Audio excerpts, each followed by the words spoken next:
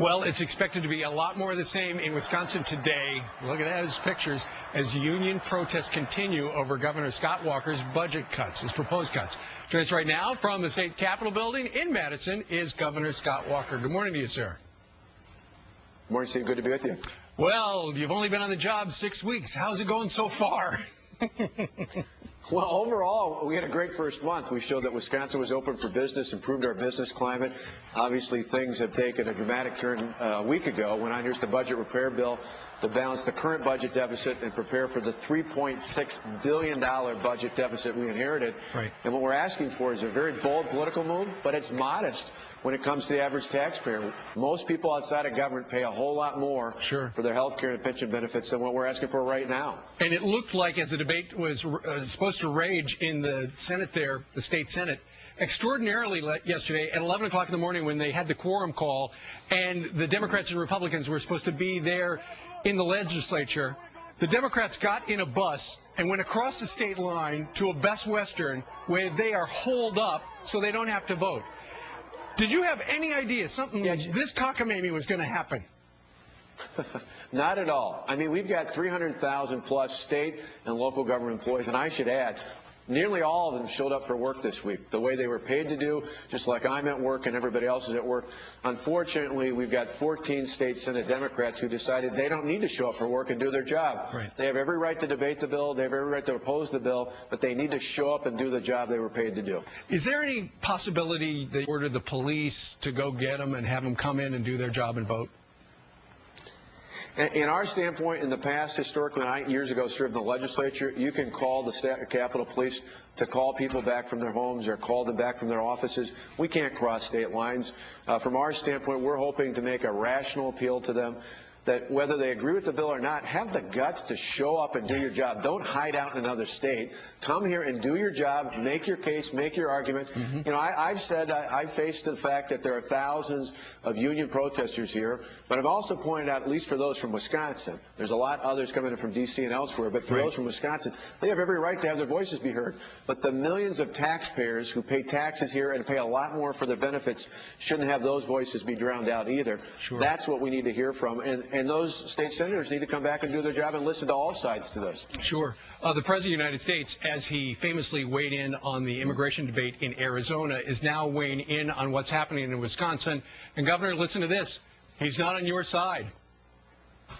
What I've heard coming out of Wisconsin, where you're just making it harder for public employees to collectively bargain generally, seems like more of an assault on unions. I think everybody's got to make some adjustments. But I think it's also important to recognize that public employees make enormous contributions to the well-being of our states and our cities. What do you think, Governor, about the President of the United States getting tangled up in your issue? Well, I think we're focused on balancing our budget. It would be wise for the President and others in Washington to focus on balancing their budget, which they're a long ways from doing. In our case, $3.6 billion, what we're asking for is a 5.8% contribution for pension, still below what most people are paying, and 12.6% for health care premiums, which is half the national average. Again, what we're asking for, we're not degrading public employees. I've said repeatedly, good, decent people work for the government, but they shouldn't be excluded from what everybody else in society is going through. And in these tough economic times, we've all got to be in it together. Governor, after what happened in Tucson happened, the President of the United States called for the rhetoric level to come down and, you know, let's just all get along. And extraordinarily, there in Wisconsin, as this debate rages, I understand that a number of people from the left have been harassing people in the Republican Party. Yeah, there's no doubt about it. Go ahead. No, I say there's no doubt about it. We've had protesters at a number of lawmakers' homes, not just in their offices. Again, you have every right to come to the Capitol and have their voices be heard. At homes, I even had the other day in front of my personal home in Wauwatosa, where my kids still go to school, had so many protesters, the police actually had to close the street down to keep everybody safe.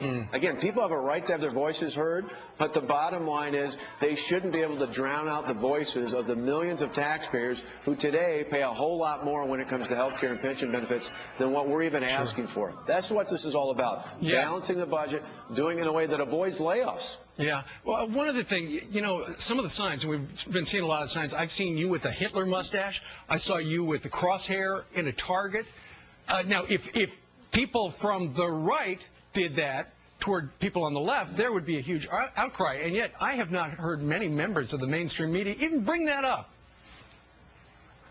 No, it's been pretty quiet in that regard. And again, we're not going to be intimidated by people with the kind of outrageous rhetoric that's out there. We're not going to be intimidated by people coming in from outside of Wisconsin trying to tell us what we need to do to balance our budget.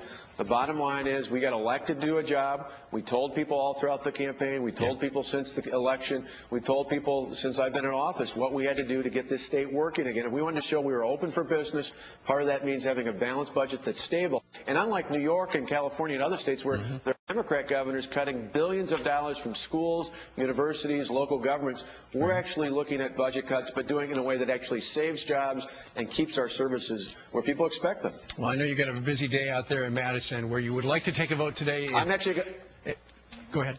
Yeah, I'm actually going to show up and do my job, unlike those state senators. I'm in the Capitol doing my job. I'm daring them to come back and do what they're supposed to do, what they were elected to do, and what I hope they will do by the end of the day. All right. Well, stand by. Governor Scott Walker joined us today from Madison. Thank you very much. Good luck to you, sir. All right.